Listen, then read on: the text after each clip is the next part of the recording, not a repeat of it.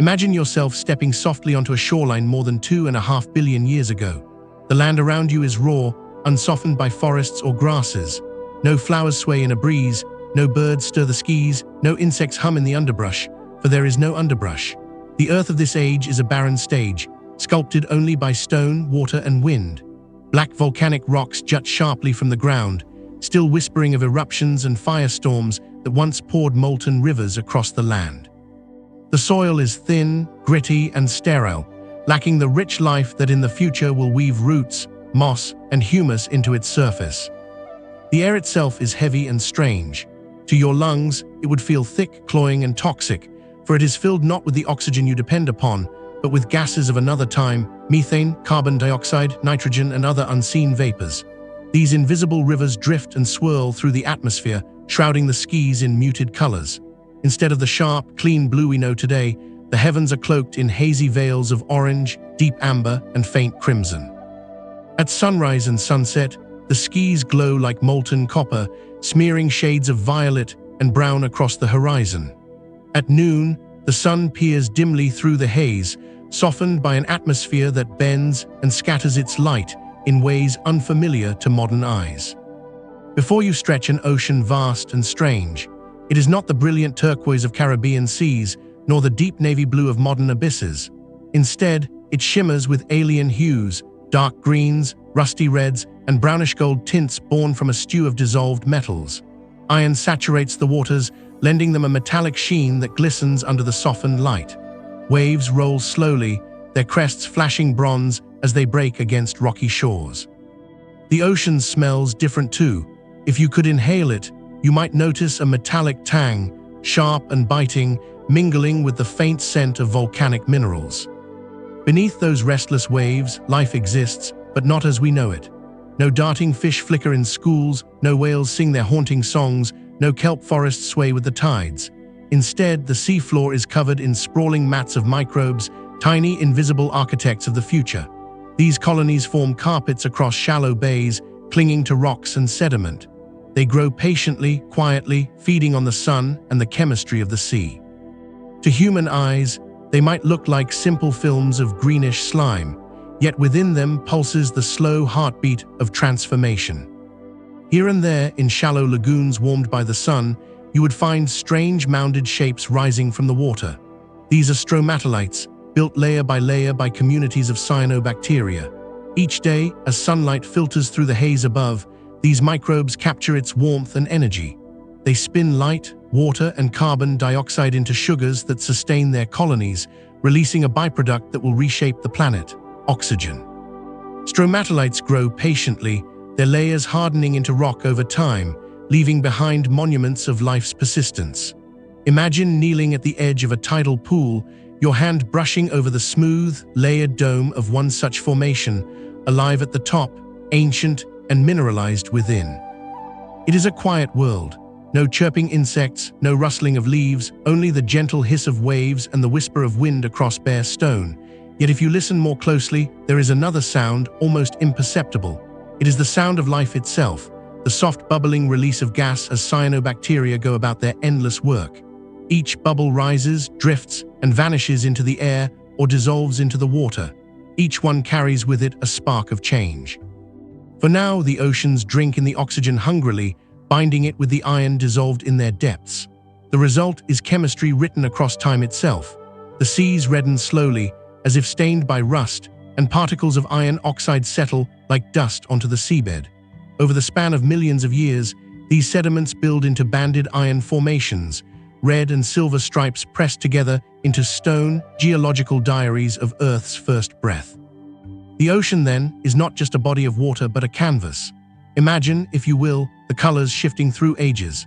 For centuries upon centuries, the seas glimmer green, stained with iron. As oxygen gathers, the green dulls to brownish red, and the very chemistry of the waters changes. If you could stand in the same spot for 1 billion years, you would watch the palette shift slowly, like a painter layering one wash of color upon another, until the seas themselves told the story of transformation. And above it all, the sky watches, changing as slowly as the seas. The hazy orange veil holds strong for now, but already ever so gently oxygen lingers where once it did not. At first, it makes no visible difference. The sun still sets in coppery reds, still rises through violet haze, but change is stirring in silence. Molecules collide, bonds break and reform, and oxygen, though faint and scarce, begins to whisper its presence into the atmosphere. One day, though not for many millions of years yet, those whispers will sharpen the sky into a piercing blue, and sunlight will pour down with new brilliance. The ancient oceans cradle this transformation. They are both womb and witness, cradles of life and stage for its first great revolution. Life is small, invisible, and fragile, yet it is also tireless and patient. Every breath of oxygen a cyanobacterium releases, every particle of rust that drifts to the seafloor, is a step in a journey that will span eons. And though the world does not yet know it, though there are no eyes to see or lungs to breathe, the course of Earth has already begun to change forever. So let us linger here a moment longer by the ancient seas. The air feels heavy and strange, the water glimmers with alien hues, and life hums softly at the edge of perception. We stand at the beginning of a story billions of years in the making, a story written not in words but in breath, stone, and time. The cyanobacteria breathe, the oceans rust, the skies await their transformation, and Earth, silent and immense, turns slowly beneath the ancient sun. Let us now step closer into the heart of this ancient world, into the shallow seas where life itself begins to craft the most extraordinary of transformations. The land behind us remains barren, but here, in these sheltered coastal pools, we encounter the true pioneers of the Proterozoic Eon. They are not mighty beasts with teeth or claws. They are not towering plants or graceful swimmers. They are far smaller, so small that to the naked eye they are almost invisible. Yet it is precisely their invisibility that hides their power. These are the cyanobacteria, the quiet workers of time, the ones who breathe sunlight and exhale destiny. Picture a shallow lagoon, its surface dappled by the weak light of the sun as it filters through a hazy sky. The water is warm, stirred gently by the tides, and along its edges grow sprawling mats of life. They stretch across the mudflats like delicate greenish carpets, each one made up of billions upon billions of microscopic beings. To us, it looks unremarkable, a thin film, a scum drifting atop the tide pools, but in truth it is a living city, alive with energy, movement, and intent. Within each cell, tiny reactions spark and flash, invisible alchemy powered by sunlight itself. Cyanobacteria are among the first organisms to practice photosynthesis in its most transformative form. Imagine their world from their own scale, smaller than dust, floating together in vast colonies. Around them drifts a soup of water, carbon dioxide, and minerals, a world dense and nourishing. When sunlight falls upon them, their pigments capture it like tiny nets, snaring beams of energy and funneling them into chemical reactions. With patient rhythm, they convert sunlight, water, and carbon dioxide into sugars to sustain their lives, and in the process, they exhale something astonishing: oxygen. At first, this oxygen is almost nothing, a faint trickle, a whisper in the water. The oceans greedily consume it, binding it instantly to iron, sulfur, and other elements. For eons, this balance holds, as though the planet itself resists the intrusion of this new gas. Yet cyanobacteria are tireless. They do not know of their role in reshaping the world. They only live, divide, and breathe, repeating their ancient cycle. And as they do, the whispers grow louder, the trickle stronger, until eventually oxygen seeps beyond the seas and drifts into the skies. These microbes are not solitary drifters. They build, they construct, and they shape their environments. In shallow pools, they trap sediments and minerals, layering them one upon another until great mounds rise beneath the sun. These are the stromatolites, monuments of patience, half living, half stone. Imagine walking along this ancient shore and seeing them, rounded domes clustered together, their surfaces slick with the sheen of living bacteria. They rise not in days or years, but across centuries, growing taller, harder, more enduring with every cycle of the tides. Each new layer is a memory, a record of countless generations stacked in stone. The stromatolites glow faintly green in the light, as their cyanobacteria colonies busily photosynthesize just beneath the surface. If you could shrink yourself small enough to see within, you would witness entire communities at work. Cells dividing, pigments absorbing light, tiny chains of molecules forming and breaking apart. The process is humble, yet its consequences will echo across billions of years. The atmosphere itself is being rewritten by the collective breath of these pioneers. It is tempting to think of this as a deliberate act, as though these microbes knew they were changing the world. But no such thought exists here, only persistence. Life moves forward because it must, because that is its nature. Cyanobacteria do not set out to change the planet, and yet, by simply existing, they alter it profoundly. Their quiet persistence is the kind of change that only deep time can reveal. It is the slow accumulation of breath upon breath, molecule upon molecule, until the very chemistry of Earth bends to their presence. And so they spread, across lagoons and tidal flats, along continental shelves, drifting in the open seas. They flourish wherever sunlight and water allow. Day after day, year after year, they live and multiply, each one leaving behind traces of its work. They are not the first forms of life, but they are the first to reshape the Earth in such a fundamental way. They are the quiet pioneers, the unseen gardeners of air and sea, laying down the foundation for everything yet to come. If you stand silently by this ancient shore, you may feel nothing at first, only the warmth of the sun, the sluggish movement of the tide, the barren rocks beneath your feet. But if you listen with the patience of eons, you will hear it, the faint exhale of life, the soft bubbling of oxygen rising into waters heavy with iron. It is not dramatic, it is not loud, but it is steady. It is the breath of the future. The cyanobacteria continue their work, unaware of the consequences, unconcerned with what is to come. In their persistence lies the spark of a revolution.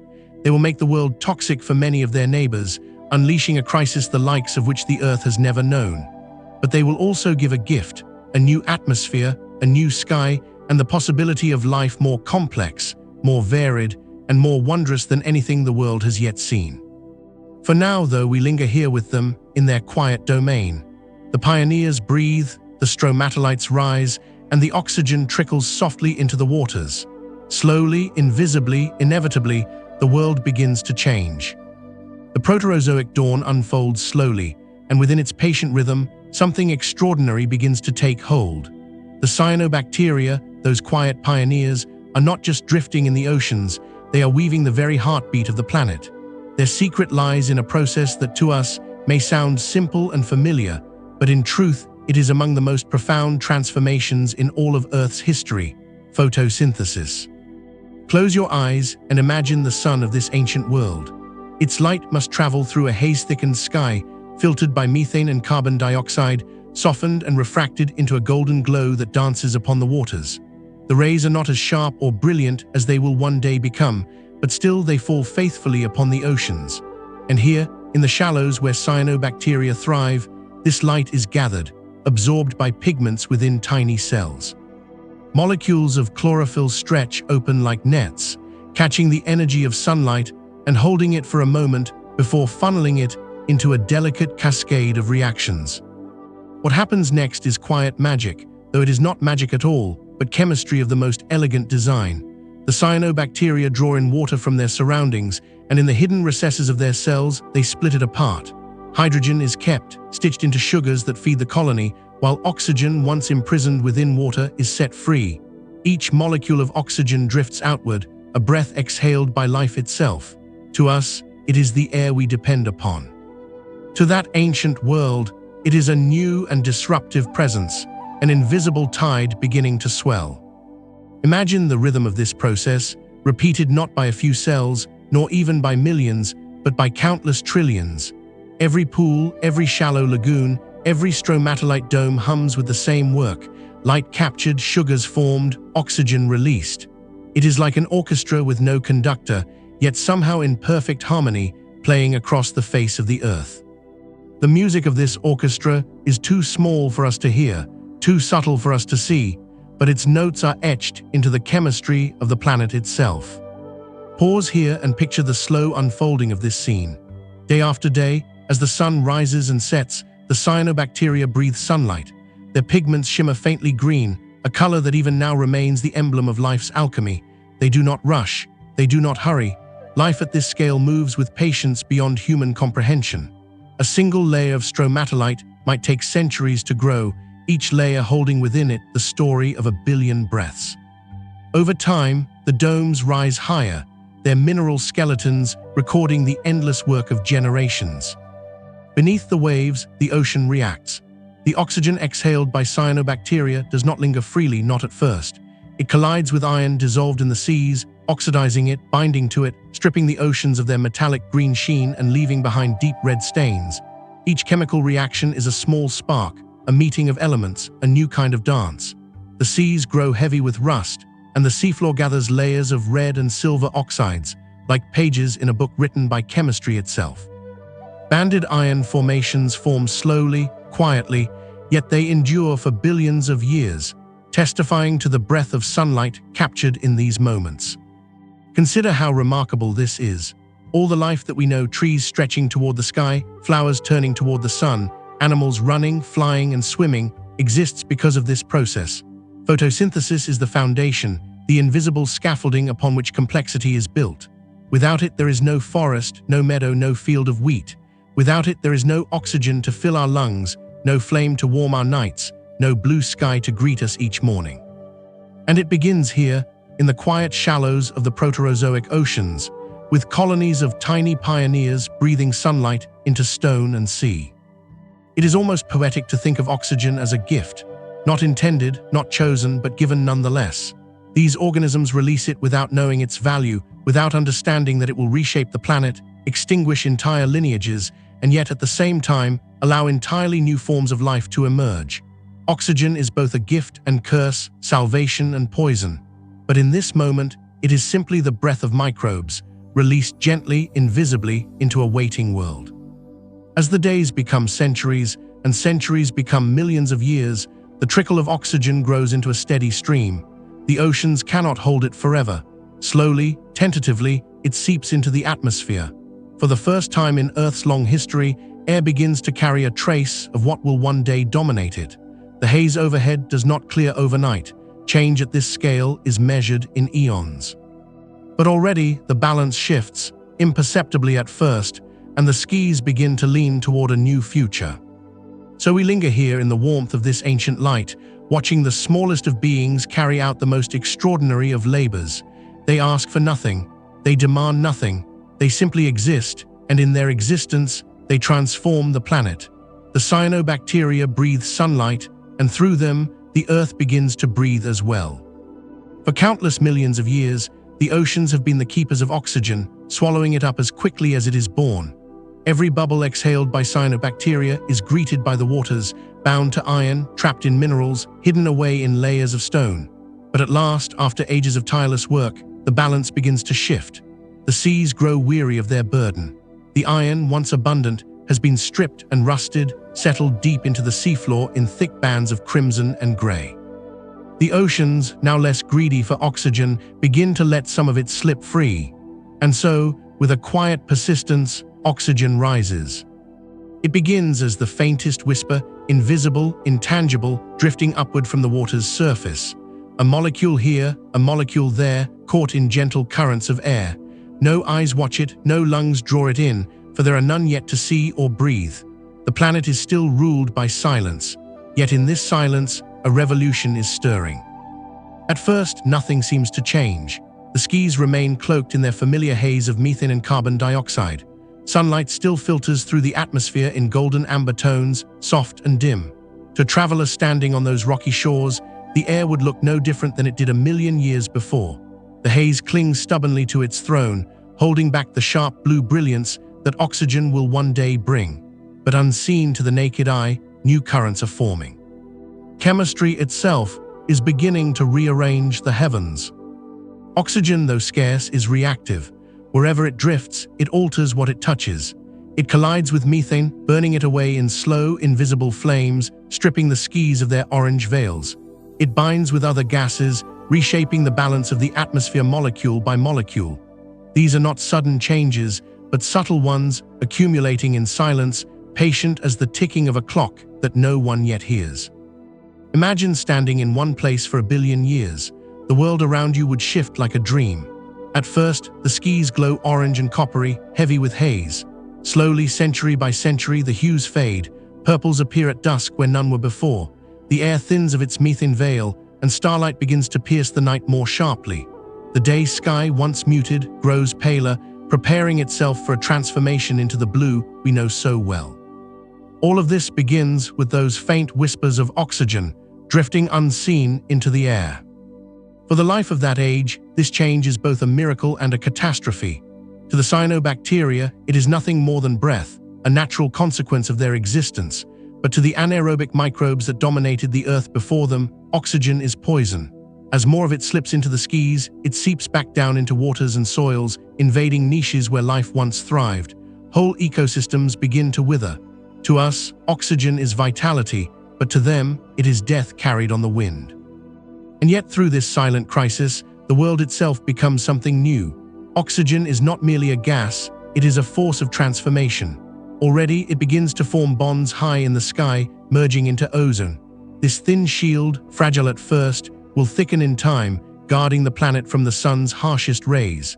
Life clings to existence beneath its growing protection, shielded from ultraviolet fire. Pause here for a moment and picture the stillness of this world. A barren coast, iron-red seas lapping against stone. Above, the skies are shifting, molecule by molecule, though no creature yet notices. It is like the softest of breezes before a storm, the faintest murmur before a song. These whispers in the air will grow louder until they fill the world with breath. Think of the patience of it all. We measure time in years, in decades, in lifetimes, but the Earth moves in eons, and oxygen rises with the slowness of tides that take millions of years to crest. There is no rush, no hurry, only persistence. And in that persistence lies the foundation of all things to come. The cyanobacteria breathe, the oceans release, and the air itself begins to change. The whispers are only beginning now, but already they carry a promise of fire, of forests, of lungs breathing in rhythm with the skies, a promise of voices and songs yet unimagined. It is the promise of a world that will one day awaken, vibrant and alive, because oxygen first whispered into the air. The story of oxygen is not only written in the skies above, it is carved into the very bones of the Earth. As whispers of this new gas drifted outward from the oceans, the seas themselves bore the first marks of change.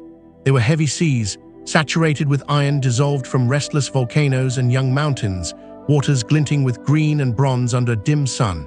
And into these seas, oxygen fell like a silent rain, unseen, yet immensely powerful. Whenever oxygen touched the waters, it found iron waiting. The reaction was immediate, though invisible to human eyes. Iron and oxygen bound together, inseparably linked, forming rust. Each molecule of oxygen, exhaled by a billion tiny cells, collided with the metals in the sea, staining them, binding them, changing them. Slowly, the chemistry of the oceans shifted, and the waters themselves began to wear a new color. Imagine standing upon a rocky shoreline, watching the tides under the haze of an ancient sky.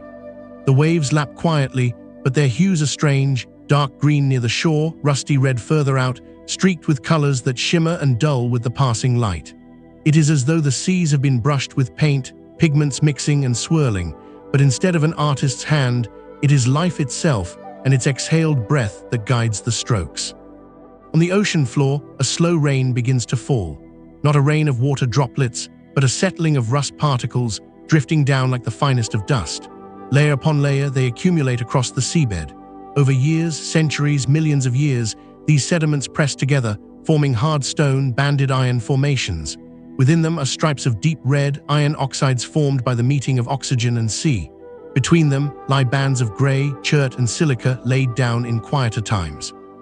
Together, they create a geologic tapestry, a record of breath etched into stone. These formations are not rare curiosities.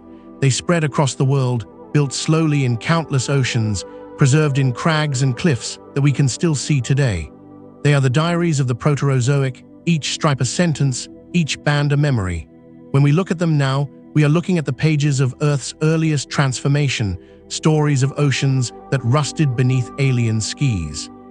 But imagine this not in hindsight, not as fossils locked away in stone, but as it unfolded. Picture vast seas, their iron reserves slowly consumed, their colors shifting as the oxygen worked tirelessly to claim every atom of metal. For millions upon millions of years, the seas glowed with rusty hues, while microbes above them labored in silence. The Earth itself was being painted red, not in sudden strokes, but in a wash so gradual that only time itself could witness the full canvas. This rusting of the oceans was both a gift and a reckoning. On the one hand, it was the Earth's first act of cleansing. Oxygen was bound away safely, locked into stone, kept from rising too quickly into the seas where it might overwhelm. On the other hand, it was the beginning of scarcity. Once the iron was consumed and buried in layers of rock, oxygen no longer had a place to hide. It began to linger, to collect, to spill upward into the air. The oceans, once able to swallow its breath, could no longer contain it, and so oxygen turned its gaze to the atmosphere. Pause here and imagine the patience of it all. Each breath of oxygen is a single whisper, a molecule drifting outward. Alone, it is nothing, fragile, fleeting, but multiplied by trillions upon trillions, sustained across billions of years, it becomes unstoppable. The seas rust, the rocks harden, and the atmosphere begins to stir. This is how the world changes, not in moments of sudden fury, but in the quiet persistence of time. Even now, when we pick up a piece of banded iron, smooth and heavy in the hand, we hold a fragment of that story. A slice of ocean rain, fallen in rust, pressed by ages into stone. To trace its stripes with a fingertip is to run your hand along the pages of Earth's first great revolution. The seas themselves gave their testimony, recording in iron and silica the story of the oxygen event. And still, above those seas, the cyanobacteria worked. They knew nothing of the world they were shaping, only that they lived, divided, and breathed. Their gift of oxygen, once hidden beneath the waters, was now ready to rise unbound into the skies.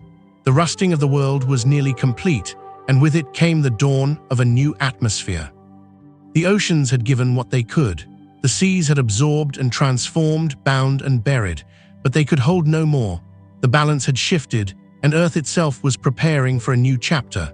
From this point forward, oxygen would no longer be a hidden whisper beneath the waves. It would be a voice in the skies, reshaping the air, painting the heavens, and transforming life forever. The rise of oxygen was, in many ways, a miracle, an invisible breath that would, in time, allow forests to rise, animals to roam, and humans to walk the earth. But in this ancient world, where life had thrived for nearly 2 billion years without oxygen, this new gas was not salvation. It was a catastrophe. For most of Earth's earliest creatures, oxygen was a toxin. They were anaerobes, beings that lived without it, that found its presence not as a gift but as a curse. Their metabolisms depended on other chemical pathways, fueled by sulfur, methane, hydrogen, and iron. They had endured through ages of change, perfectly suited to the chemistry of the Archean world. And then, suddenly, their world began to vanish beneath their feet, or rather, within their seas and skis. Imagine being one of these tiny beings, nestled in a shallow lagoon or drifting in the open water. For countless generations, the chemistry around you has been stable, familiar, safe. You are adapted to it completely, bound to its rhythms. But then, slowly at first, something begins to change. The water carries a new bite, sharp and unfriendly. Invisible molecules that once were absent now intrude, creeping into every corner. They slip across your membranes, disrupt your processes, poison your very existence. The balance of your world tilts, and with it, your survival. Entire microbial communities began to falter.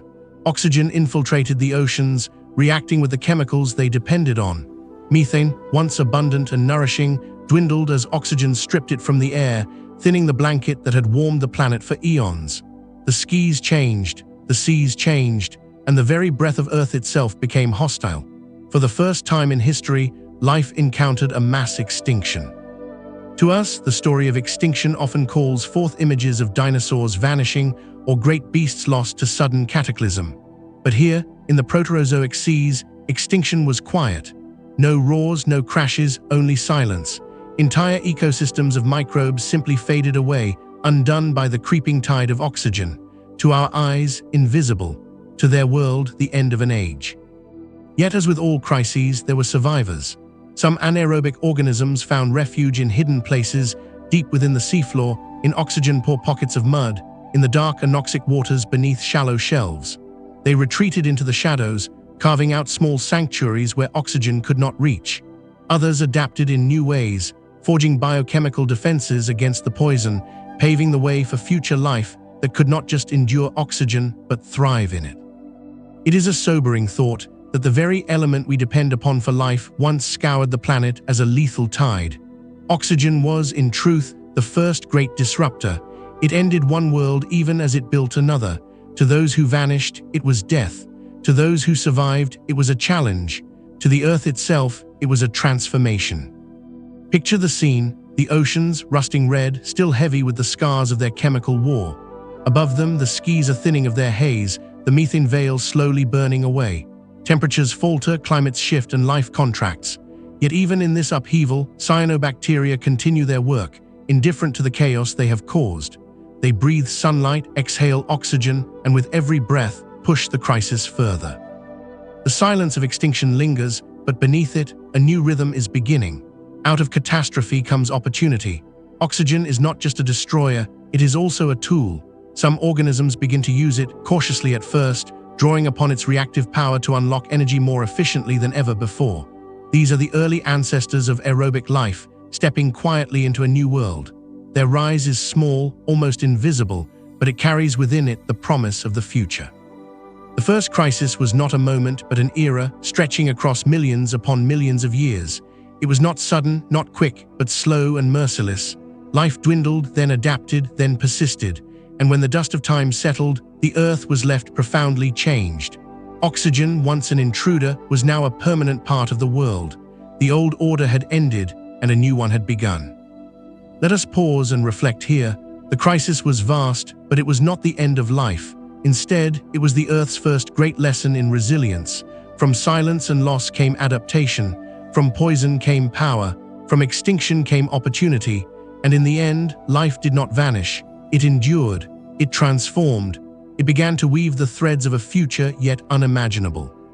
The first crisis was the crucible. Out of its fire, though no fire yet burned upon the Earth, came the foundation of everything that would follow. Oxygen had claimed its place, and though life trembled, it did not fall. Extinction swept across the ancient seas, quiet and relentless. For countless microbial communities, oxygen was death, seeping into every corner, unraveling metabolisms that had thrived for nearly 2 billion years. And yet, even as this great crisis unfolded, life did not end. It bent, it retreated, it sought shelter. In the margins of the Earth, in the hidden corners untouched by the rising tide of oxygen, survivors endured. Imagine descending into the deeper layers of the ocean, away from the sunlit shallows where cyanobacteria flourished. The waters grow colder, heavier, and darker. Here, oxygen does not penetrate. The waves above may shimmer with change, but the depths remain untouched, silent and still. In these anoxic waters, anaerobic life continues as it always has. Microbes drift and multiply, feeding on sulfur, hydrogen, or methane, untouched by the poison that seeps through the surface world. They are safe, for now, in the shadows. Other survivors retreated into sediments, burrowing into the mud at the bottoms of lagoons and tidal flats. There, in the still, oxygen-poor layers, they found refuge. The weight of silt pressed down upon them, a barrier against the changing waters above. Hidden within these layers, microbial communities continued their quiet existence, as though the oxygen event were only a distant storm on the horizon. Still others found sanctuary in hydrothermal vents, those dark, volcanic oases on the seafloor where minerals poured forth in heated plumes. Around these vents, the chemistry of the deep ocean sustained entire ecosystems, powered not by sunlight, not by oxygen, but by the fiery breath of the Earth itself. Here, life clung on defiantly, nourished by sulfur and heat, blind to the transformations unfolding far above. The Earth became divided. On one side, in the shallows bathed by sunlight, cyanobacteria ruled, exhaling oxygen into seas that could no longer swallow it all. On the other side, hidden in shadows, life resisted, clinging stubbornly to the chemistry of the old world. It was a planet of contrasts, oxygen-rich and oxygen-poor, light and dark, transformation and resistance. Think for a moment about what it means to survive. For these ancient organisms, survival was not triumph. It was endurance. It was persistence in the smallest of places, in the narrowest of niches. No grand adaptations yet, no sudden leaps forward, just quiet resilience, holding on through the storm of change. This was life's first great test, and though many failed, enough endured to carry the old ways forward. Some of these survivors remain with us even now. In oxygen-poor swamps, in deep sediments beneath lakes, in the vents of the ocean floor, descendants of these ancient anaerobes still thrive. They whisper to us across billions of years, reminders of a time when oxygen was not breath but poison. They are living fossils, keepers of an older world, persisting in the shadows even as the modern Earth above them bursts with oxygen-rich abundance. Picture these survivors not as failures, but as quiet companions. They are proof that life does not vanish easily. It hides, it adapts, it clings. Even in crisis, life finds a way to persist, carving out spaces in the most unlikely corners. The Earth may have been reshaped, but it was not emptied. Instead, it became layered, oxygen-rich shallows above, oxygen-poor depths below, each with its own inhabitants, each carrying a story of resilience. And so the world carried on. Above, the cyanobacteria worked tirelessly, exhaling oxygen into the skies, building the foundations of the future. Below, in the shadows, life waited. For millions of years, this balance endured. Oxygen rising, survivors hiding, the planet divided between two worlds. The story of the oxygen event, then, is not only one of crisis and extinction. It is also one of survival, of persistence against overwhelming odds.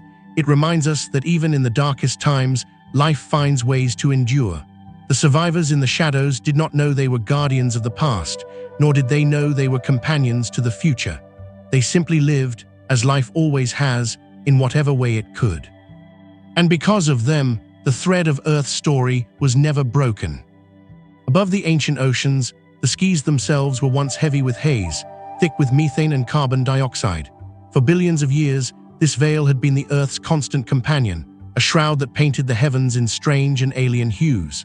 The sun rose and set through a curtain of orange, red, and violet brown, its light filtered and softened by gases that made the air dense and dim.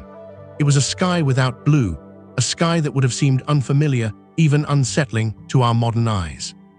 But with the slow, steady rise of oxygen, the balance began to change. The methane that once cloaked the atmosphere was not endless. It was fragile, vulnerable to the hungry chemistry of oxygen. Each time oxygen drifted upward from the seas, it collided with methane, tearing it apart, stripping the skies of their long-held veil. It was not an instant act, not a sudden gust of wind clearing the heavens, but a process measured in ages. Molecule by molecule, the orange haze thinned, retreating like fog under a distant sun. Imagine standing at the edge of an ancient shoreline, watching the heavens through the eyes of deep time. At first, the skies glow with their familiar coppery hue, their colors bleeding richly into dawn and dusk. But as centuries pass into millennia, the haze begins to waver. Sunsets shift from fiery orange to softer shades, streaked with pale purples and delicate hints of blue. The nights, once muted and dim, now open to starlight more clearly, the heavens revealing constellations to a planet that has never seen them before. Slowly, imperceptibly, the world above is changing. This transformation was not uniform. For long stretches of time, oxygen levels rose and fell, surging in waves that alternately cleared and clouded the skies. The heavens flickered between states, at times still thick with haze, at other times thinner and brighter, as though the Earth itself could not decide whether to cling to its past or move toward its future. The slow red sky was a canvas painted and repainted by chemistry, a restless dialogue between the breath of microbes and the atmosphere that received it. And through this patient unfolding, something new was born: clarity. As methane dwindled and oxygen grew, the atmosphere allowed light to scatter in new ways. Where once the sun's rays had been filtered into dull oranges, now shorter wavelengths of light, blue and violet, began to shine through. The sky was preparing to take on its modern color, though this final transformation was still far away. For now, it lingered in a state between two worlds, red fading into pale, blue just beginning to whisper at the horizon. The consequences of this shift were immense. Methane had once been the blanket that kept Earth warm, trapping heat close to the surface. As oxygen consumed it, the planet cooled. Ice crept further from the poles, glaciers thickened, and the Earth teetered on the edge of what would one day become the Great Snowball Earth episodes. In this way, the slow red sky was not only an aesthetic transformation, it was a herald of climatic upheaval. The very colors of the heavens foretold the coming chill. Pause here and picture the patience of such a transformation. To us, a sunset is fleeting, changing in minutes. But to the Earth, a sky can take millions of years to shift. Imagine the rhythm of it, an age of copper and haze, followed by an age of thinning air, then another age where haze briefly returns. Time stretches, colors drift, and the world prepares itself for something new. The slow red sky is the planet's way of breathing between eras. For the microbes below, none of this mattered. They continued their work, oblivious to the beauty unfurling above. Cyanobacteria exhaled oxygen as they always had, day after day, tide after tide. Yet their patient breath was changing not only the oceans, not only the rocks, but the very canvas of the heavens. Without them, the sky would never turn blue. Without them, sunlight would never sharpen, starlight would never pierce so clearly. The story of the atmosphere, of the sky itself, is written in their persistence. And so the Earth turned beneath its slow red sky, a planet caught between past and future. The haze still lingered, but already its retreat had begun. In time, the skies would open, the air would clear, and the world would step into a new light. But for now, we linger here in this moment of transition, beneath a heaven painted in rust and copper, waiting for the day when the sky itself would take its first true breath of blue. The story of oxygen is not only written in stone or painted in the skies, it is also written in flame. For billions of years, fire did not exist on Earth. Lightning struck barren rock, meteors blazed across the sky, volcanoes poured rivers of molten stone, but true fire, the kind that consumes and dances in the open air, was impossible. There was no oxygen to feed it, no breath to give its sparks life. But as oxygen rose, slowly, steadily, a new possibility entered the world. For the first time in Earth's long history, fire could be born. It began humbly, quietly in the chemistry of the skies. Oxygen, once bound away in stone and water, now lingered in the air in greater amounts.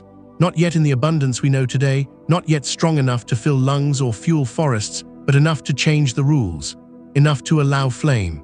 A bolt of lightning striking a patch of dry vegetation, a volcano spitting embers onto parched ground. These sparks, once fading instantly, now caught and flickered. For the first time, they grew, drawing breath from the air, dancing orange against the ancient night. Imagine standing in that moment, an observer upon barren stone, watching the Earth's first true fire. It would have been small, a brief flare against a landscape still largely lifeless.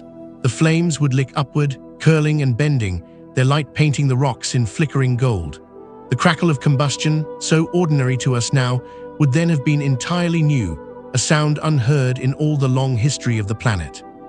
Fire's warmth would radiate into the still air, its smoke drifting upward into skies still tinted with haze. These first fires were rare, scattered, fleeting. There were no forests to fuel them, no grasses to spread them across plains. Vegetation, as we know it, did not yet exist. Instead, flames would have consumed whatever sparse organic matter lay upon the land, thin mats of microbial life, patches of dried material washed ashore. The fires were brief and limited, but their presence marked a turning point. A new force had entered Earth's story, one that would grow more powerful as oxygen grew richer and life more complex. Pause here and reflect on what fire means. To us, it is both friend and foe, comfort and danger, creation and destruction. It cooks our food, warms our homes, drives our engines, and yet also consumes forests and cities, raging with a hunger all its own. But to the Earth of the Proterozoic, fire was only a newborn, a fragile phenomenon sustained by the breath of microbes. It was a glimpse of what was possible, a promise of what would one day come. For millions of years, fire remained rare. Oxygen levels rose and fell, sometimes reaching thresholds that allowed flames to burn more freely, sometimes dropping back below them. The Earth itself seemed to experiment with this new element, testing the balance between air and flame. And in this balance, the seeds of the future were sown. Fire would one day shape landscapes, clear forests, open grasslands, and drive evolution itself. But for now, it was a whisper, a newborn force waiting patiently for its time.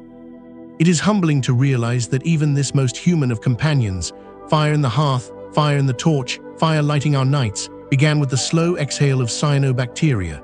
Their invisible breath, their persistence over eons, created the conditions that allowed sparks to catch, flames to rise, and warmth to exist in the open air. Without them, lightning would forever have struck barren stone, flames forever smothered before they began. Fire, like breath, like sky, was their gift.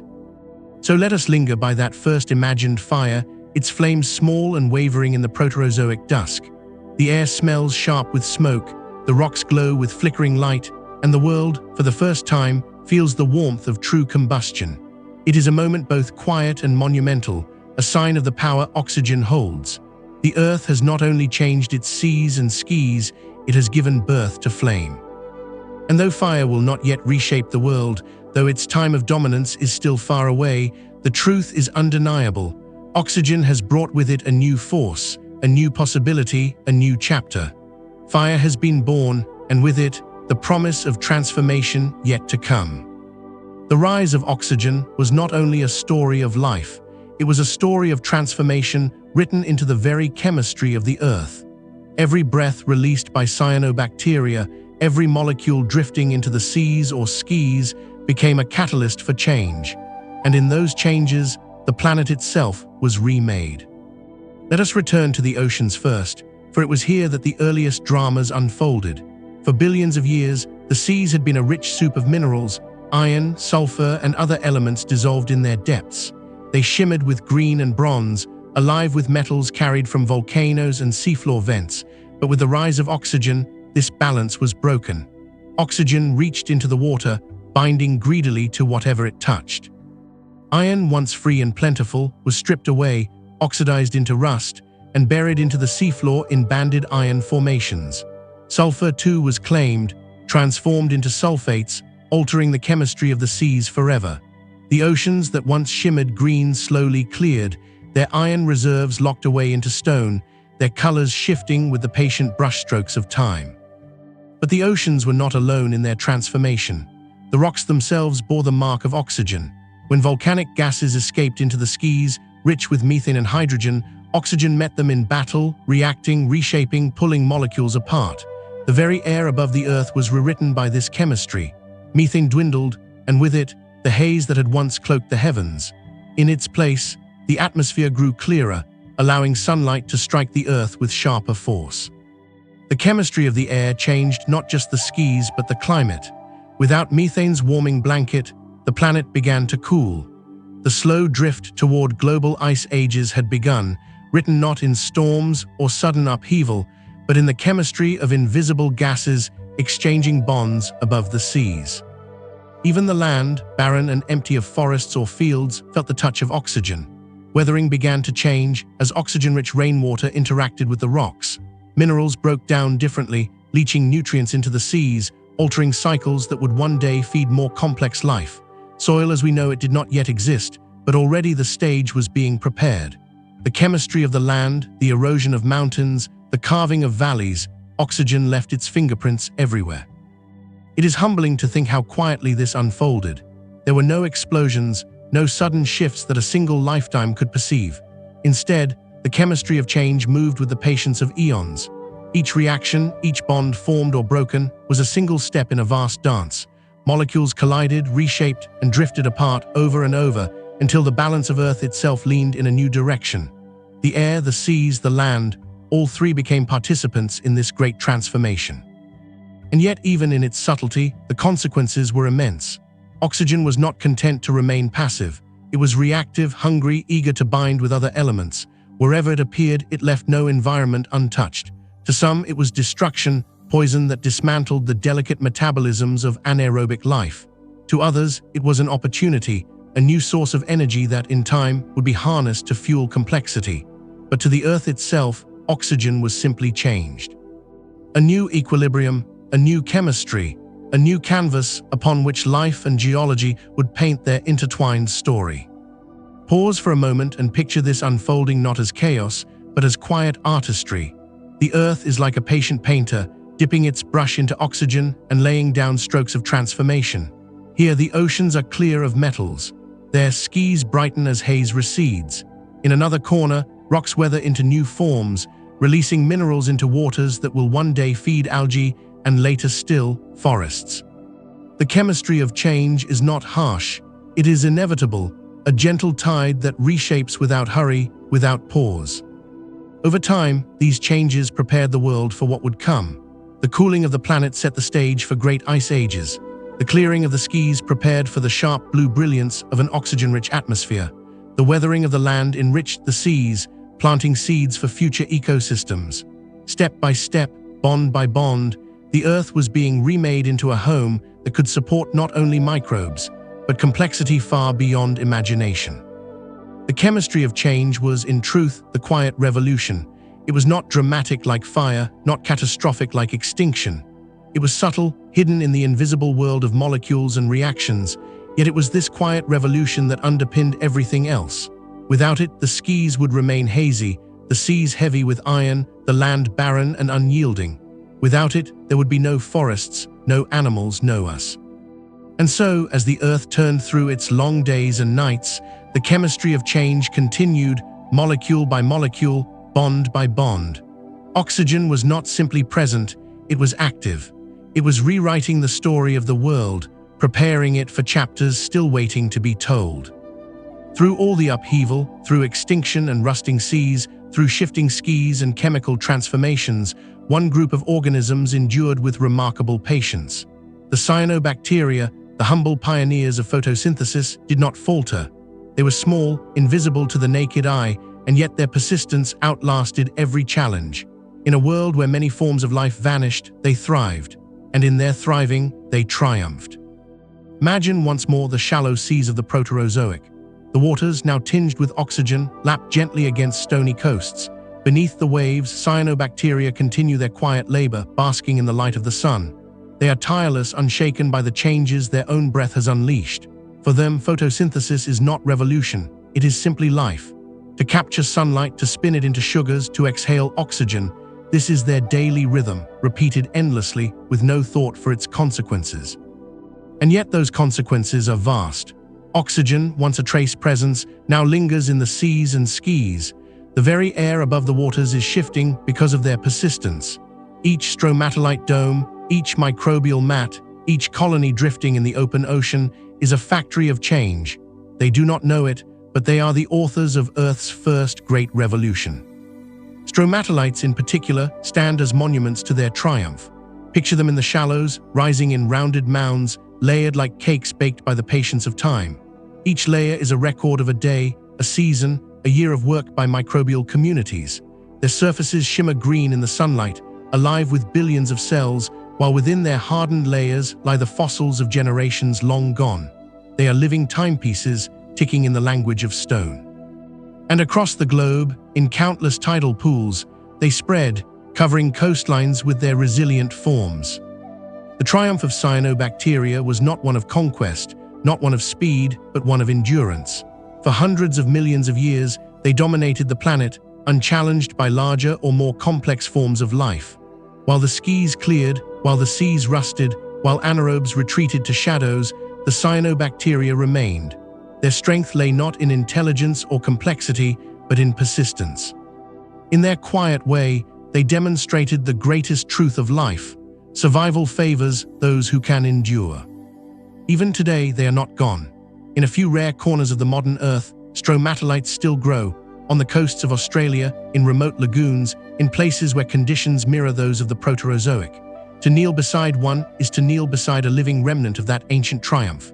The same communities that transformed the Earth billions of years ago still thrive in sunlight and shallow waters, carrying forward their legacy without pause. They are survivors not only of their time, but of all time.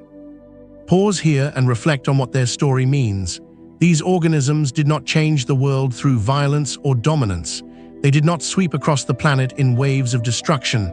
They simply existed, and in existing, they reshaped everything. Their breath became the atmosphere, their labor became the bedrock, their persistence carved the future.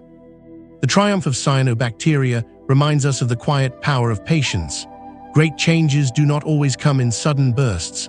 Often, they come in whispers, in steady rhythms, in the small but relentless acts of countless generations. The world we know is built on such patience. Every tree, every bird, every human breath is an echo of that triumph. And yet, even in their victory, the cyanobacteria were not alone. Their rise cleared space for new possibilities, for organisms that would take oxygen not as poison but as power. From their work, from their triumph, came the foundation upon which all complex life would grow. The stage was set, and though the actors had not yet appeared, the theater was ready. So let us linger with these quiet pioneers, basking in the sunlight of shallow seas. Their triumph is not dramatic, not loud, but it is absolute. For billions of years they endured. For billions of years they shaped the earth. And in truth, they never stopped. Even now, every breath you take carries their legacy. The triumph of cyanobacteria is written not only in stone or sky, but in the very air that fills your lungs. The story of the oxygen event is not only one of chemistry and survival, it is also one of color. To imagine the Earth before and after oxygen is to imagine a planet painted twice, first in muted tones of an ancient age, then in a new and vibrant palette that reshaped how the world looked beneath the sun. Close your eyes and picture the Earth as it was before the rise of oxygen. The skies above were dim, cloaked in a copper haze, their light filtering through veils of methane and carbon dioxide. Sunsets stretched long and red across the horizon, not brilliant with fiery golds and blues, but soft with deep oranges and violet browns, as though the heavens themselves were heavy with smoke. The oceans below shimmered with strange metallic greens, a sheen of iron dissolved into their depths. The land, barren and unadorned by plants, lay dark and volcanic, black rock glistening where rivers met the sea. It was a world of shadowed hues, deep, muted, alien.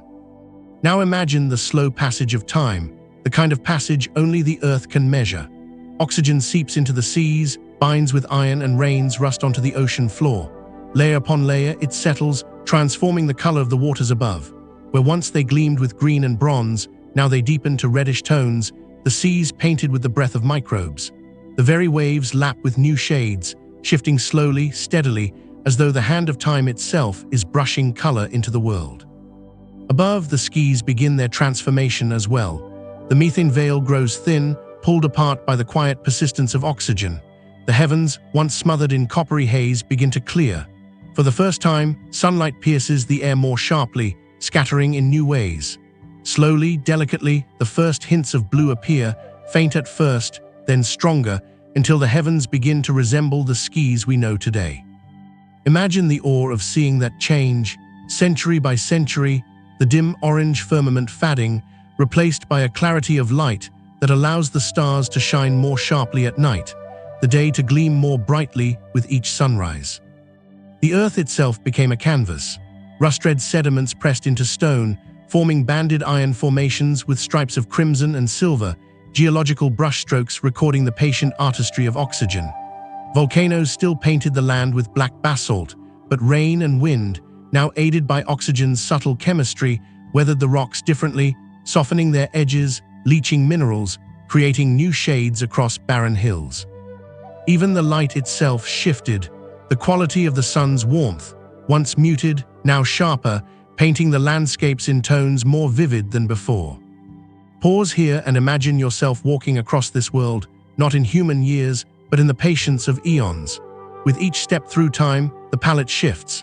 One age is painted in copper skies and green seas. Another is rust-red oceans beneath skies just beginning to pale. And finally, the heavens brighten into blue, while the seas darken into deeper hues, their metallic shimmer fading as oxygen claims the last of the dissolved iron.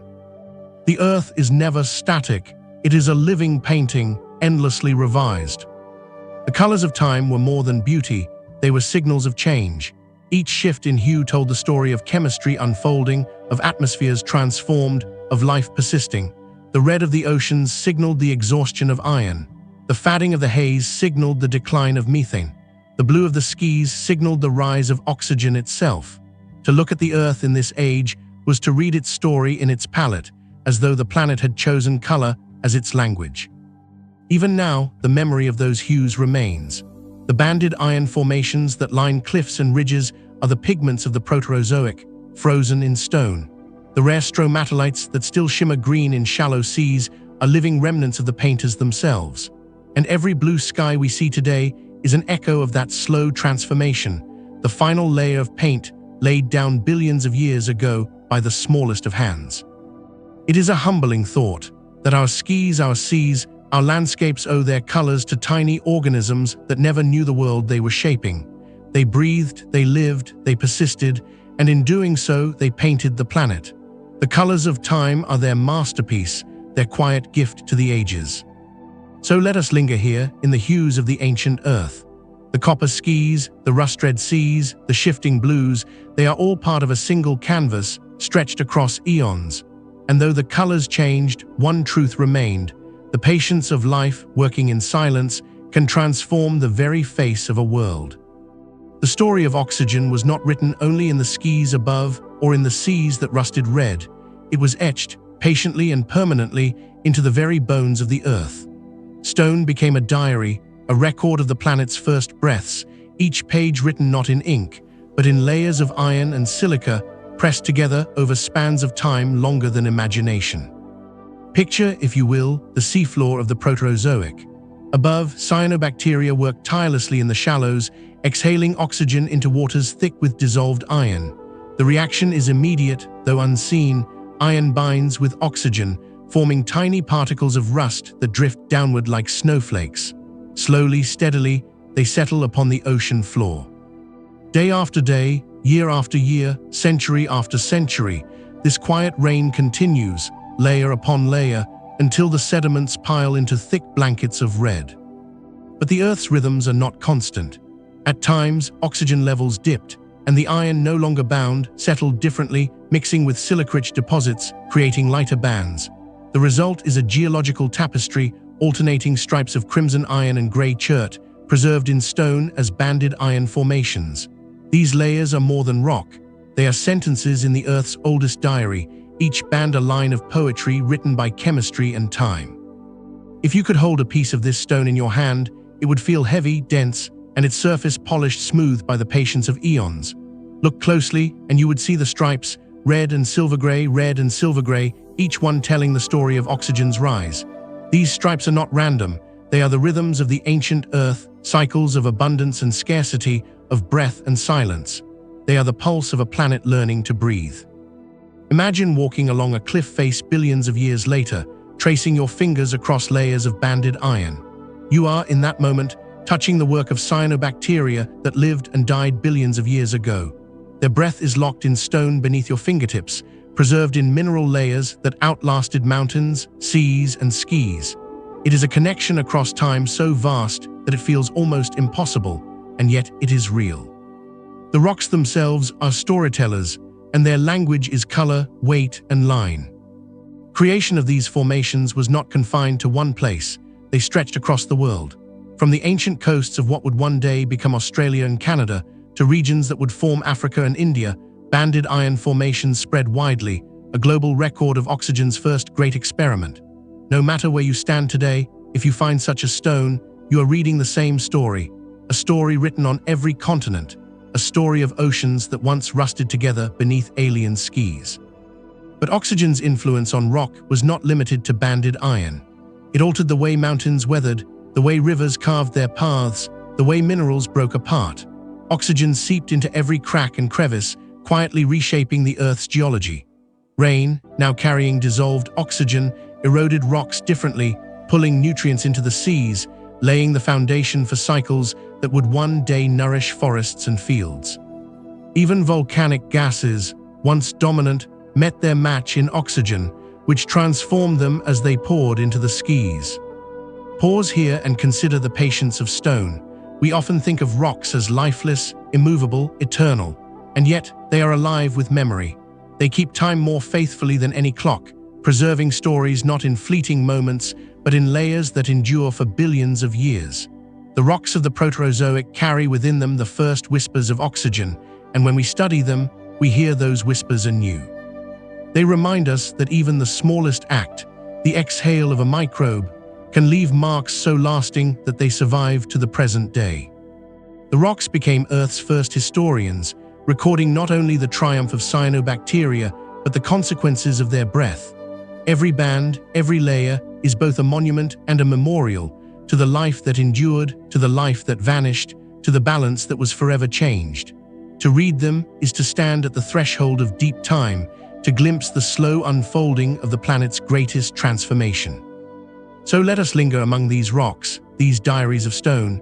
They do not speak with voices, but they tell their stories nonetheless, in colors and stripes, in layers pressed by the patience of eons. They remind us that nothing is too small to leave a mark. Oxygen, once invisible, became visible in stone, and through stone, its story endures, waiting for us to listen. The earth had endured upheaval. Its seas had rusted red and laid down diaries of stone.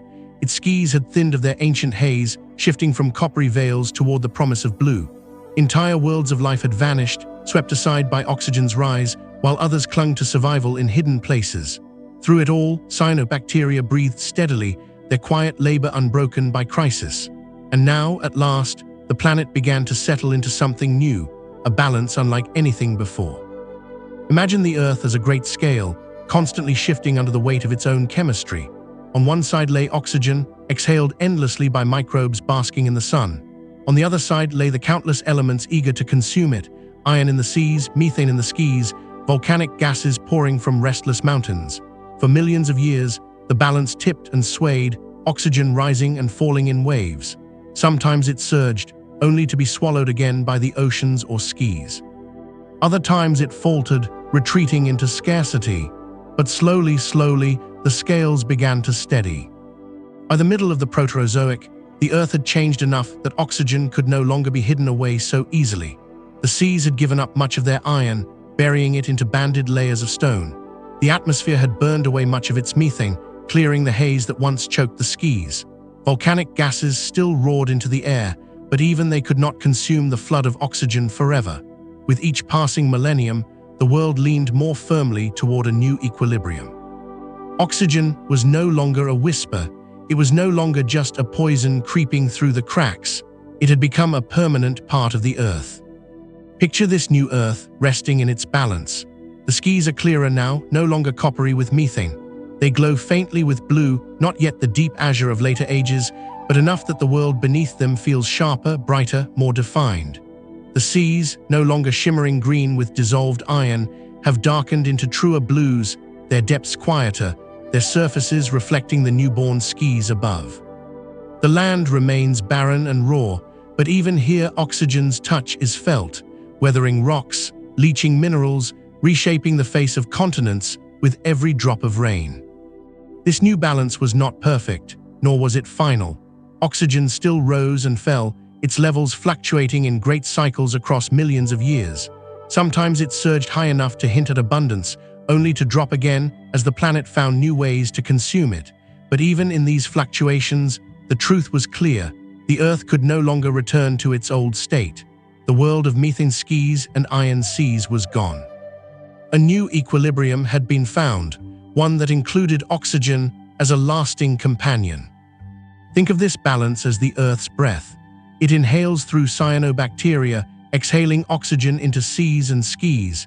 It exhales through chemical reactions, drawing oxygen into stone and soil. The cycle rises and falls like the steady rhythm of lungs.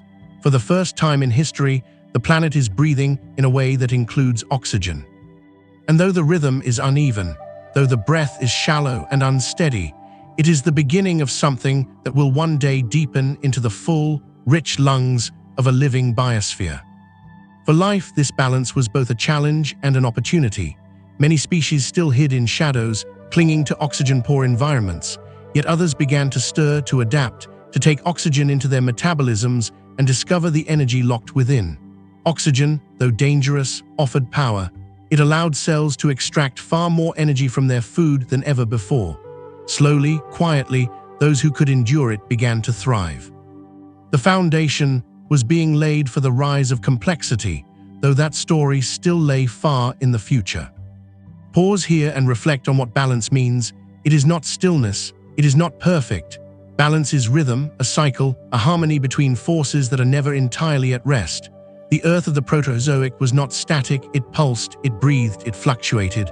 But in that pulsing, a pattern emerged, a stability strong enough to endure.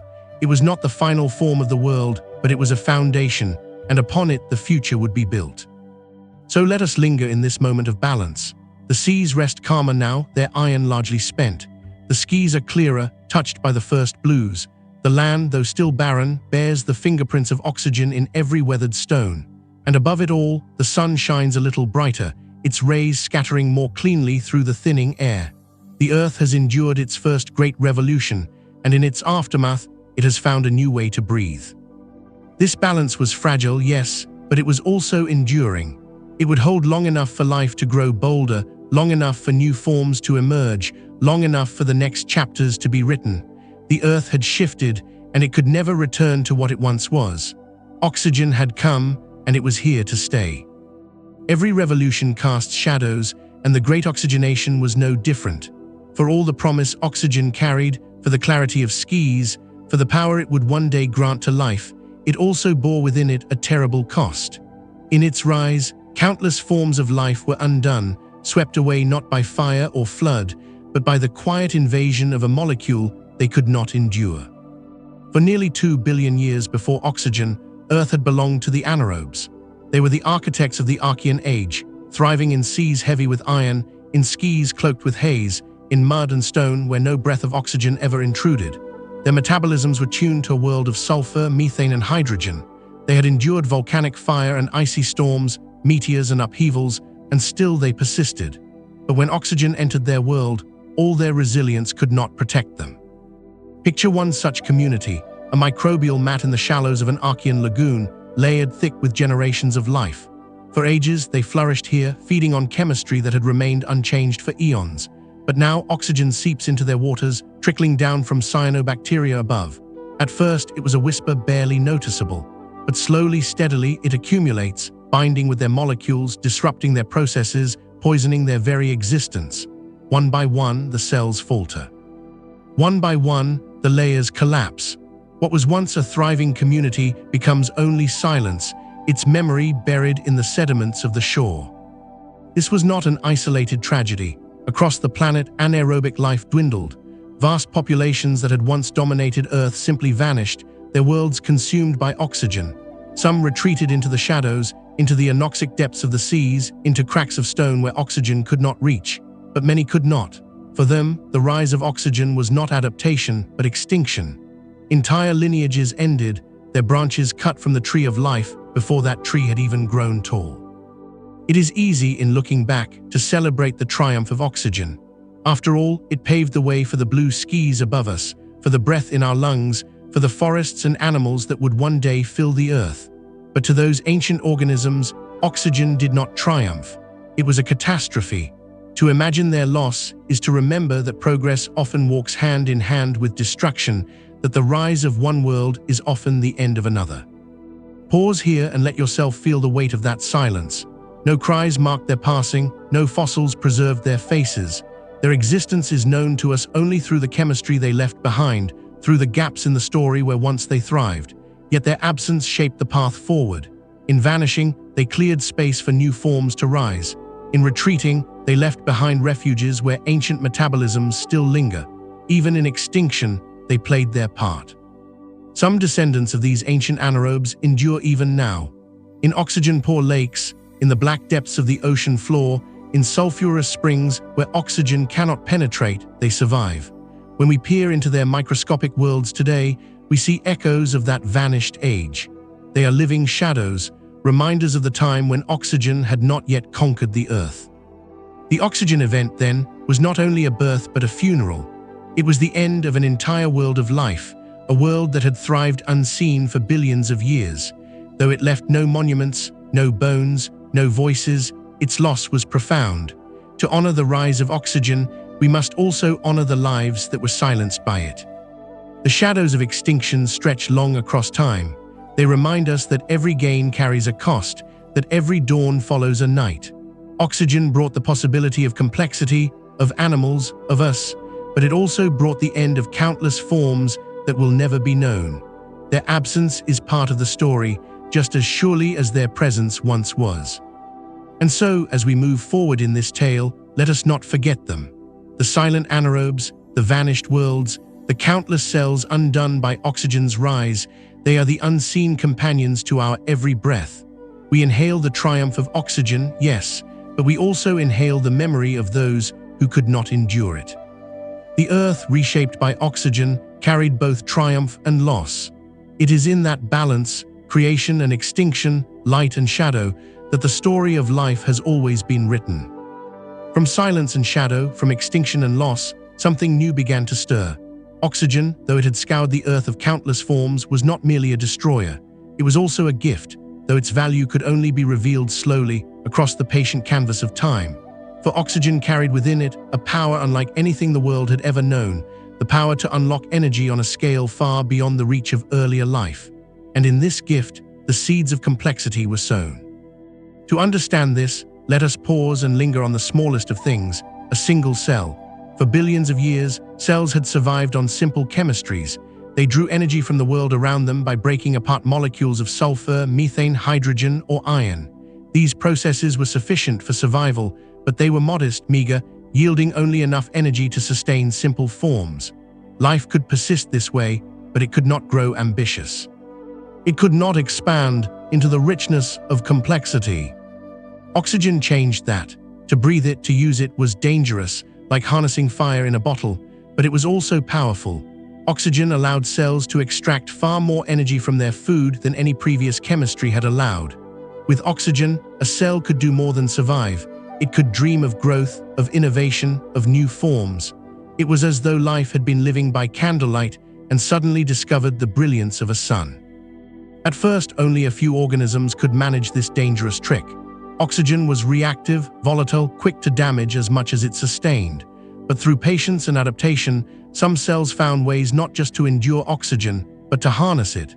They built new machinery within themselves, intricate systems that could handle its power safely, storing it, using it, transforming it into strength. These cells became the pioneers of a new way of living. Among them, something even greater was beginning. The earliest eukaryotic cells emerged, cells with nuclei, cells with internal structures, cells capable of greater organization than anything that had come before. Within them, tiny partners found refuge, mitochondria, once free-living bacteria, now bound in symbiosis, offering their hosts the gift of oxygen-powered energy in exchange for shelter. This partnership, forged in the crucible of the oxygen event, was one of the most important alliances in the history of life. It was the key that unlocked the door to complexity. Picture these cells, invisible to the naked eye yet bursting with potential. They are tiny universes, bustling with compartments, each organelle playing its part. Their mitochondria hum like furnaces, drawing in oxygen and spinning out energy in abundance. Their nuclei guard DNA with new precision, allowing for more intricate instructions to be written and read. Their cytoskeletons give them shape, movement, and flexibility. Compared to the simpler cells of the past, they are marvels of engineering, as though life itself had leapt forward into a higher dimension. This was not an overnight revolution. It was slow, as all things in this age were slow. For millions of years, eukaryotes remained small in number, scattered across the seas, but they were persistent, and in their persistence lay the promise of the future. Oxygen had cleared the old world away, making space for them to rise. It had given them the power they needed to sustain greater complexity. And though multicellular life was still far off, the foundation was now firmly in place. Pause here and imagine the Earth as it stood. The skies were brighter, the oceans deeper in hue, the land still barren but weathering under the new chemistry of oxygen-rich rains. In the shallows and depths, cyanobacteria continued their ancient labor, exhaling the breath that filled the world. Among them now drifted eukaryotes, new and fragile, but potent with possibility. No forests yet, no animals, no flowers or wings, but the blueprint for all of them was present, hidden within the architecture of these new cells. The oxygen event was not only a revolution of the environment, it was a revolution of potential. It transformed what life could be. It allowed for more energy, more complexity, more imagination in the language of biology. Without oxygen, the Earth might have remained forever a planet of microbes, simple and enduring, but never ambitious. With oxygen, life was given the fuel to build something more. It is humbling to realize that we too are children of this transformation.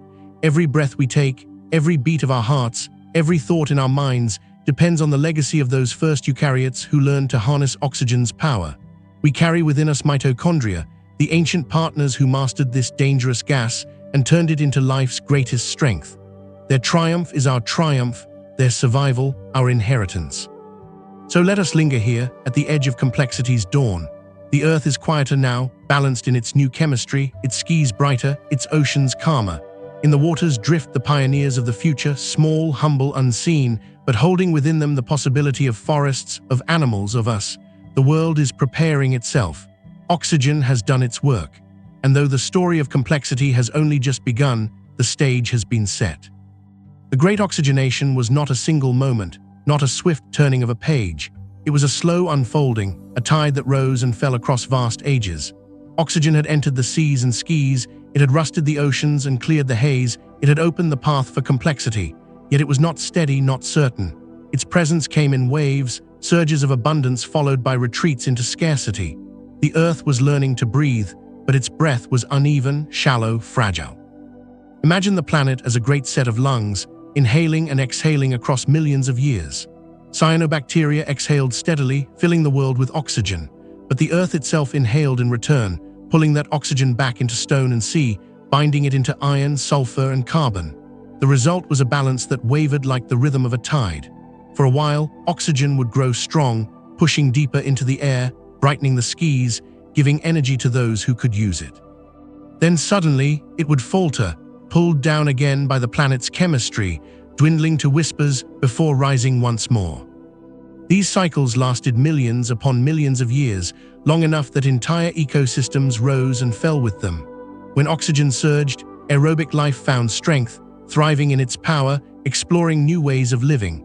When oxygen dwindled, anaerobes reclaimed space, reminding the world that the old ways had not yet vanished. It was a back-and-forth dance, a restless conversation between past and future. Picture the skies in such times. For a span of centuries, they might gleam brighter, their blue deepening, their haze thinning, the stars at night sharper and more brilliant. Then slowly they might dim again, the haze returning, colors shifting back toward copper and red. To human eyes, such changes would be imperceptible, too slow to notice. But to the patient Earth, they were the breathing of an atmosphere still learning its rhythm. In the oceans, the changes were just as profound. Oxygen-rich layers would form near the surface, nurturing those who had learned to breathe it, while the depths remained dark and anoxic, home to survivors of the old world. At times, oxygen might push deeper, spreading further, giving life new space to expand. At other times, it would retreat, and the shadows of the past would stretch upward once more. The seas were never still in their chemistry, they pulsed with the rhythm of the Earth's long breath. For life, this long wait was both a challenge and an opportunity. It demanded patience. Complexity had begun, but it could not yet flourish. The eukaryotes, with their newfound power, remained scattered, fragile, unable to dominate while oxygen wavered. They drifted quietly in the seas, waiting for stability, waiting for abundance, waiting for the day when oxygen would no longer falter. And yet, even in their waiting, they endured. Their patience was the seed of the future. Pause here and reflect on the nature of time. We measure our days in hours, our lives in decades, but the Earth measures in millions of years, in cycles that stretch longer than all of human history combined. For the cyanobacteria, for the eukaryotes, for the anaerobes that still clung to shadows, these cycles were not interruptions, they were life itself. The long wait was not wasted time. It was preparation, rehearsal, the Earth gathering itself for what was to come. In this waiting, the planet itself was transformed. The burial of carbon pulled more greenhouse gases from the air, cooling the climate further. Ice spread, glaciers advanced, and the Earth moved closer to the edge of great glaciations. Oxygen surges and retreats set the stage not only for biology, but for geology, for climate, for the great snowball Earth episodes that loomed in the distance. The long wait was not idle, it was the shaping of the next act. And through it all, life persisted. Cyanobacteria continued their tireless work, breathing sunlight into the air. Anaerobes held fast in the dark places, refusing to vanish entirely. Eukaryotes, fragile but potent with possibility, drifted patiently, carrying within them the promise of forests and animals not yet imagined. The Earth was not ready to bloom, not yet, but it was preparing. The stage was being set, the pieces arranged, the atmosphere trained in the rhythm it would one day hold. So let us linger in this long wait, in this breathing of the Earth. It is not dramatic, not sudden. It is quiet, cyclical, and patient. The skies shift from copper to blue, the oceans pulse between oxygen and shadow, the land weathers slowly under the chemistry of new rains. The Earth inhales, the Earth exhales, and in the waiting, in the rhythm, the foundation for the future is secured. The long wait was not a pause in life's story, it was part of the story. For without patience, there could be no preparation, and without preparation, there could be no flourishing. Life endured, and in enduring, it learned the greatest lesson of all, that the future belongs to those who can wait. As oxygen continued its patient climb into the atmosphere, drifting upward molecule by molecule, it began to do something unexpected, something that would change the fate of life forever. For while oxygen near the ground transformed oceans, rocks, and organisms, oxygen high in the sky transformed light itself. Far above the seas and the barren land, at the edge of the atmosphere where sunlight struck most fiercely, oxygen molecules met the sun in a new way.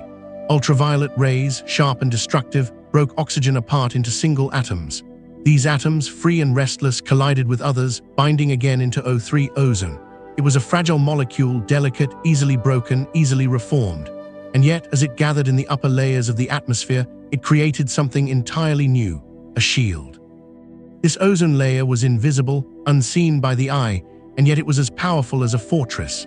For billions of years before its rise, the Earth's surface had been bathed in ultraviolet radiation, harsh and unyielding. To live near the surface was to risk destruction. Cells exposed to such light were torn apart, their delicate molecules shredded by invisible fire. It was one reason life had clung so tightly to the seas, where water offered protection from the sun's relentless gaze. But now, with the formation of ozone, the planet was veiled. The worst of the radiation was absorbed high in the sky, leaving the surface gentler, safer, calmer beneath its shelter. Imagine standing on a Proterozoic shoreline and looking upward. You would see no difference, no shimmering veil marking ozone's place. The sky would appear the same, faintly blue in places, still tinged with copper in others. Yet above you, in silence, the shield was at work. Every second, ultraviolet rays that might once have seared life away were being caught, absorbed, turned into harmless heat. The Earth had, for the first time, a guardian in the skies. This gift was not immediate. It took millions of years for enough oxygen to linger in the atmosphere, for enough ozone to form and stabilize into a true layer. At first, it was thin and fragile, waxing and waning with oxygen's own cycles, offering only partial protection. But over time, as the balance steadied, the shield grew stronger. The surface of the Earth, once hostile under the bare light of the sun, became more hospitable. The seas no longer needed to guard life so fiercely. The land, barren though it remained, was no longer scoured by invisible fire. Pause here and reflect on the quiet generosity of this gift. Ozone is nothing more than oxygen arranged differently, 3 atoms bound instead of 2, and yet in that small difference lies the survival of everything that would follow. Without ozone, life might have remained forever confined to the depths of the seas, hiding from the light. With it, the path was opened for life to someday stretch upward, to touch the surface, to reach onto land, and eventually to reach for the skies.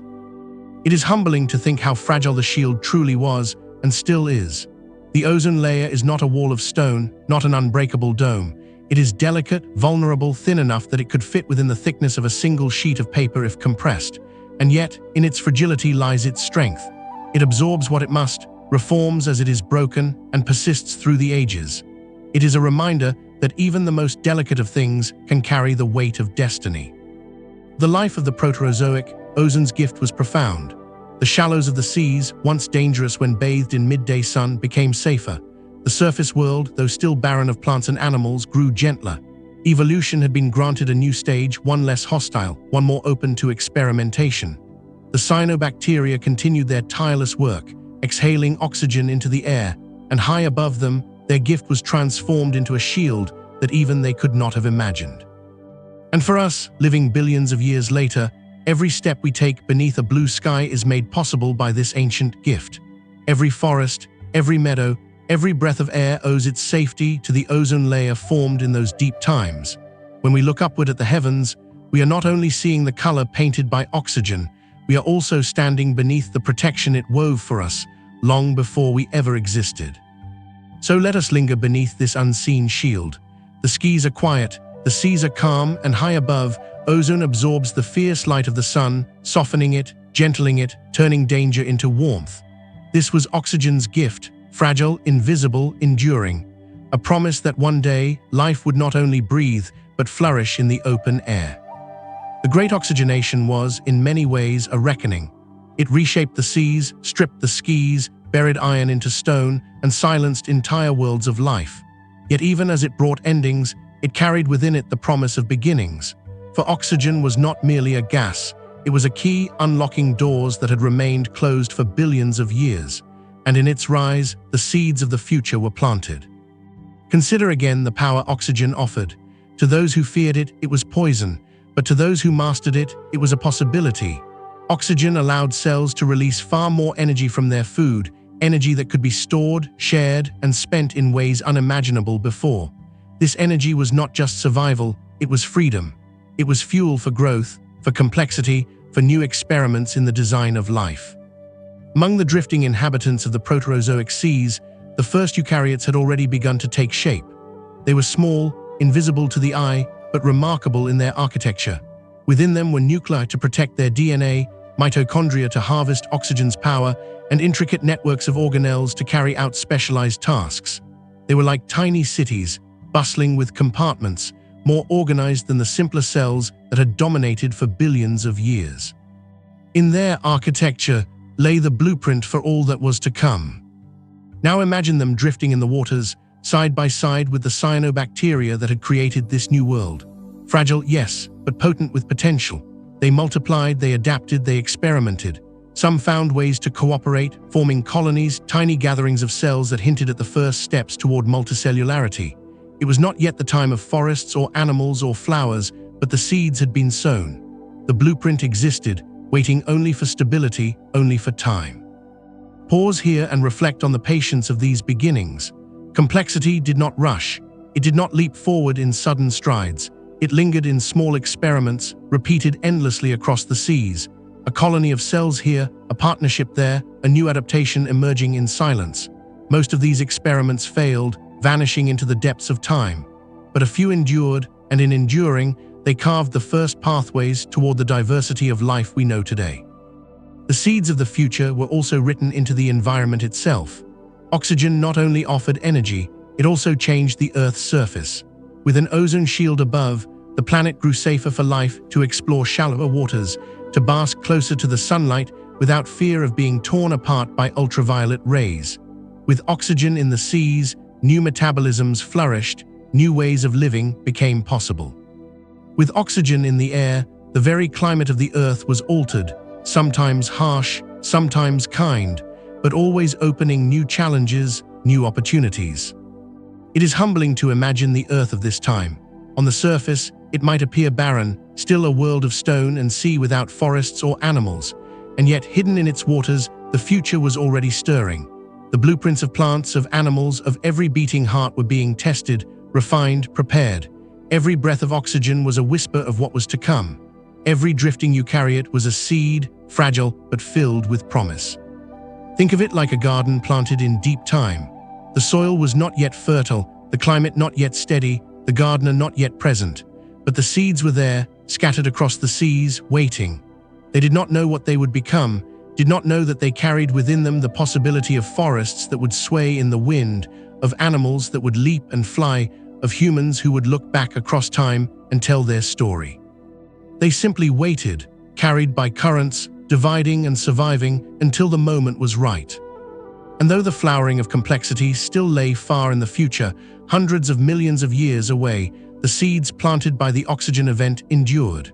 They endured the long wait, the fluctuations of oxygen, the freezing of snowball Earth, the countless challenges that lay ahead. They endured, and in enduring, they carried the world toward its destiny. So let us linger here, in this moment between worlds. The old world of anaerobes is gone, the new world of animals has not yet begun. The Earth rests in a kind of quiet preparation, its seas filled with seeds too small to see, too humble to notice, yet carrying within them the promise of everything that will one day be. Oxygen has done its work. The soil of time has been prepared. The seeds of the future have been planted, and they wait patiently for their day to bloom. Take a deep breath, in and out. The air that fills your lungs is invisible, ordinary, so familiar you scarcely notice it. Yet within that air is a story billions of years old, a story written by the tiniest of beings in the quietest of ways. Every breath we take carries the legacy of the Proterozoic, of cyanobacteria that once drifted in shallow seas and exhaled oxygen into a world that had never known it. To breathe is to share in their triumph, to draw into our bodies the inheritance of their patient labor. Imagine those ancient seas once more. Picture the stromatolites rising from the shallows, their surfaces green with life, their layers recording generations upon generations of microbes. Day after day, under hazy skies, they work tirelessly, capturing sunlight and spinning it into sugar, releasing oxygen as an afterthought. They could not have known the future they were shaping, could not have imagined the forests, the animals, the humans who would one day depend on their breath. Yet here we are, billions of years later, alive because of them. Pause and let that connection sink in. Each breath you take contains molecules that may have cycled through countless forms of life, drifted across oceans, risen into skis, been locked in stone, and released again. Some of those molecules may once have been part of the breath exhaled by cyanobacteria billions of years ago. The air around you is not only a mixture of gases, it is memory itself, a shared inheritance of every organism that has ever lived and breathed. Think of the silence of that ancient world. No voices, no wings, no rustling leaves, only the hum of microbes exhaling oxygen into the seas. And now think of the world around you today, the laughter of children, the songs of birds, the wind moving through forests, the sound of your own breath as it rises and falls. None of these sounds would exist without the ancient work of cyanobacteria. They gave us more than oxygen. They gave us a world that could speak, sing, and breathe. The ancients are not gone. Their descendants live in rare corners of the earth, in stromatolites along quiet coasts, in mats of green clinging to rocks, in invisible colonies drifting through the oceans. They continue their work tirelessly, as they always have, as they always will. And within us, too, their legacy endures. Each cell of our bodies carries mitochondria, the ancient partners who learned to harness oxygen's power. They are a living memory of that first alliance, still burning oxygen into energy, still fueling the fire of life within us. In this way, we breathe with the ancients. Every inhale draws us into their story. Every exhale carries it forward. Our breath is not separate from theirs. It is a continuation, an echo across time. When we look at the sky and see its deep blue, when we feel the warmth of a fire, when we walk through forests rich with life, we are walking through the gifts they left us. The Great Oxygenation is not just history. It is present. It is within us. It is the air itself. Pause once more, in and out. Feel the air moving through you, nourishing you, sustaining you. This is not ordinary air. It is sacred, ancient, timeless. It connects you to the Proterozoic seas, to the microbes that changed the world, to the rocks that recorded their breath, to the ozone shield that guarded their gift. It connects you to every tree, every animal, every person who has ever lived, and to all who will live after. The story of the Oxygen Event is not only about the past. It is also about the present and the future. It reminds us that the smallest of beings can change the greatest of worlds, that patience and persistence can alter the course of destiny. It reminds us that we too are part of this unfolding, that our lives are threads woven into the same fabric of breath that began billions of years ago. So let us end where we began, by the shore of an ancient sea. The air is heavy with gases unfamiliar to our lungs. The waters shimmer with iron and minerals. The sky is tinted red and copper. And in the shallows, tiny organisms bask in the sun, exhaling oxygen into a world that does not yet understand their gift. They are quiet, humble, and tireless. They do not know us, cannot imagine us, and yet they breathe for us. Their gift travels across time, through extinction and crisis, through balance and waiting, through stone and sky, until it fills our lungs here and now. Take one last breath with them. In and out, you are breathing with the ancients. You are alive because of them, and their story, our story, will continue, carried on the air forever.